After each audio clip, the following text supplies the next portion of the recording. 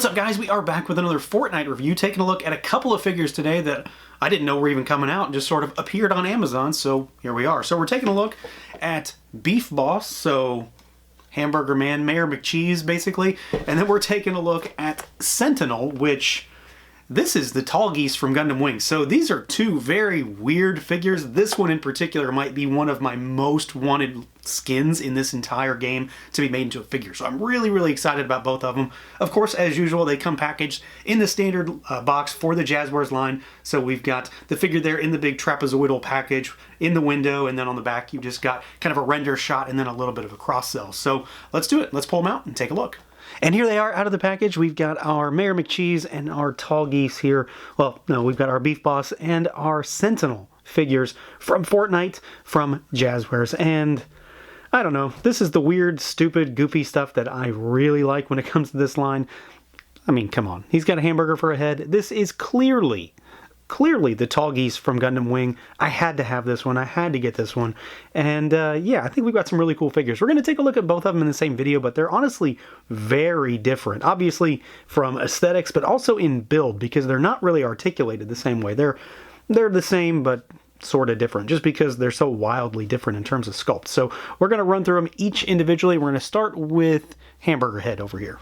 So as far as moving this guy around, we've seen this body before. This is similar stuff to what like Tomato Head has, so it's the same kind of stuff there. This is a more standard style of build and body than the Sentinel figure. So you've got a head that can look up, he can look down really far, and then you've got rotation as well.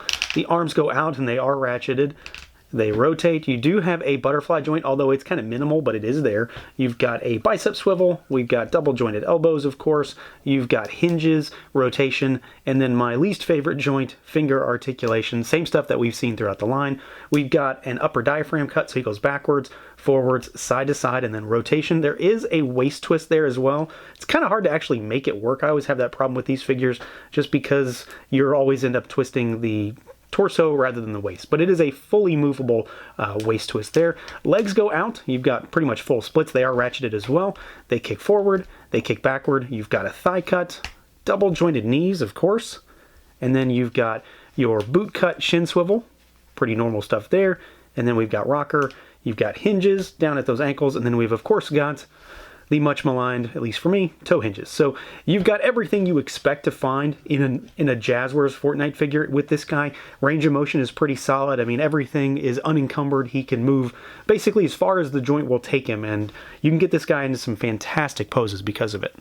Now, as far as the overall look and feel here, I mean, I think it's pretty obvious why I wanted this guy. He looks like he jumped out of the McDonald's play place. So yeah, he very much just looks kind of like a McDonald's mascot, and that is definitely not a bad thing when it comes to weird, stupid toys. The body on this figure is pretty standard. There's not a lot to really write home about. It's very Fortnite-esque, so you've got stuff that we've seen before. On Tomato Head, for example, we've got some, some tampo work down here for like a burger sticker on him there. You've got this little addition with the condiment holster, so you've got your mustard and your ketchup. He does have a backpack, which is standard for the line. It's an accessory, but of course he needs to be wearing it, and it's a pack of fries, which I think is fantastic with the burger logo on there. Colors are bright and vibrant and very clownish, very cartoony, very mascot-y, and that's really what it comes down to. This guy looks ridiculous. It's a stupid concept, but I love it. And they did a really good job of bringing this guy to life in plastic. Where he truly shines, though, because, frankly, the body is what the body is. We've seen this stuff before, just in new colors now. Where this guy truly shines is the face, the head. I guess I should just say the head, because this looks so good. It looks so cartoony and so goofy. The burger is really well done with those big googly eyes up there. The tongue has a nice, like, glistening sheen to it. It definitely stands out against the rest of the head. The head's a little bit more matte, and then some of the stuff that should be kind of shiny and, maybe juicy almost, have a kind of a sheen to it. You can kind of see the light will pick up on the tongue there, and it fades from light pink to dark pink. You've got your beef, your cheese, your tomato in there. You got like a little spear going through the top, and then the sesame seed bun. It's just so ridiculous, but the sculpt is great. The size is really good. It doesn't hinder his articulation to be so goofy, and then the paintwork on it is fantastic. It's a really ridiculous concept that is executed very nicely. Now for our accessories here, this guy has a pretty solid spread. I mean, it's essentially par for the course with this line where they have a ton of stuff. So we've got a couple of pistols to start out with, and I believe we've seen these before in this line so far. I could be wrong. They have a lot of different guns at this point. We've got 2 identical pistols with a little bit of gunmetal and a little bit of less gunmetal gray for the colors.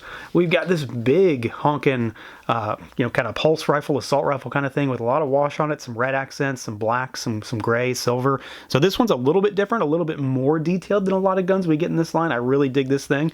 We've got a couple of the more goofy accessories. You've got a stick of dynamite here, which he can hold pretty decently.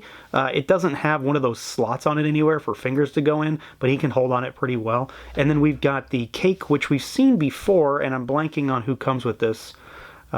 Valkyrie, I think, comes with this. So we've got another slice of cake, and it's got the slot in there so you can put his fingers in.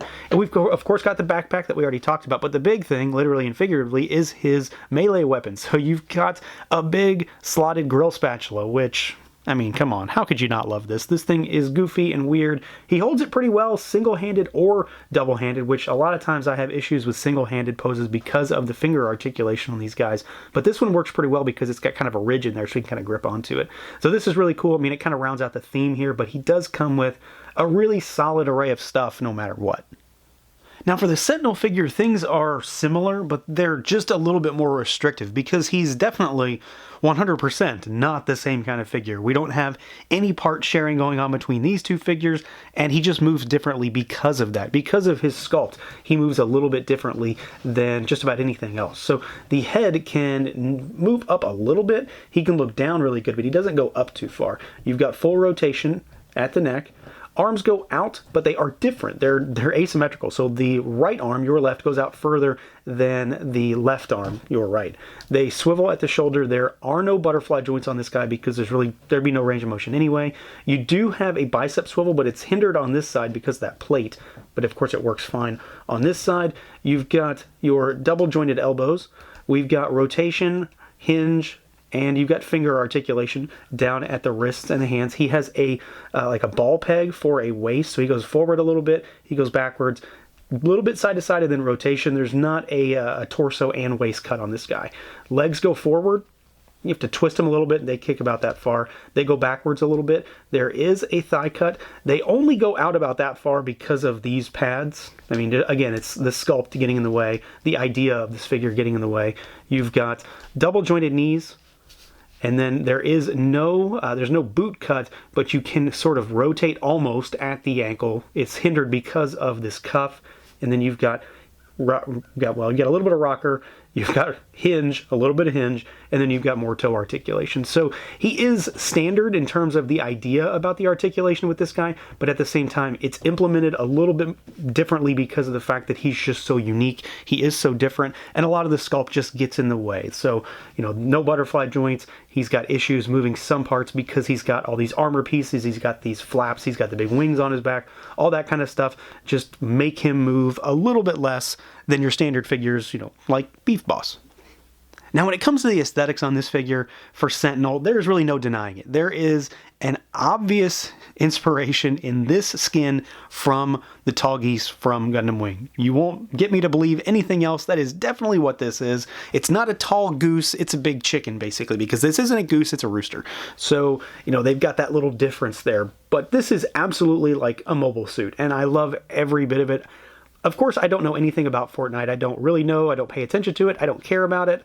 But some of the skins are really funny, really weird, really different, and they make for really cool looking toys. And that is exactly what we've got here. We've got a skin that probably doesn't matter in the slightest in the game as far as, the overall anything, but it translates into figure form really well, especially for someone like me who really digs Gundam. So yeah, I just couldn't not get this, and I think the sculpt on this thing is fantastic. He definitely stands out from pretty much every other figure in this line. There isn't a great deal of paint on this guy, but he's done up in that kind of pearlescent plastic that we see a lot with Marvel Legends that I really like. He shines, he's got a great luster to him, and it just works. He's got some metallic paint where he does have paint for like the fingertips, down on the feet for his claws. You've got a little bit over here for just little markings here and there. And then of course you've got the big comb that runs back across the head, and then just the face itself with a little bit of red for the facial features, and then that gold gold, almost beak color. But it's everything for me is about the mech suit aspect of it, and just the source material, the inspiration that they're taking from this. I think it works really well. It's stupid, it's goofy, just like everything else I like when it comes to this line.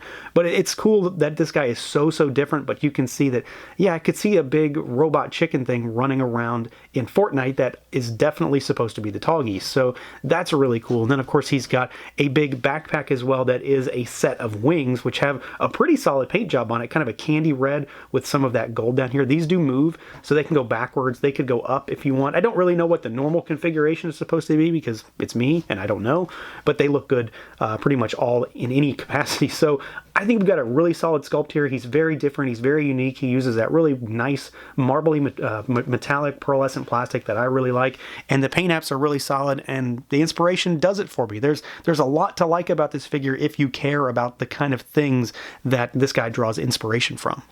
Now, when it comes to accessories for Sentinel, he comes with a little bit less than Beef Boss, but not by many. I think one less. So to start with, we've got some guns for him. So you've got a shotgun here, which I'd say works pretty well for a big robot chicken. I mean, why not? How could he not have something like this? Pretty solid sculpt, good amount of paint, nice details on it, just works good. Of course, finger articulation on these guys do work really well when it comes to holding guns.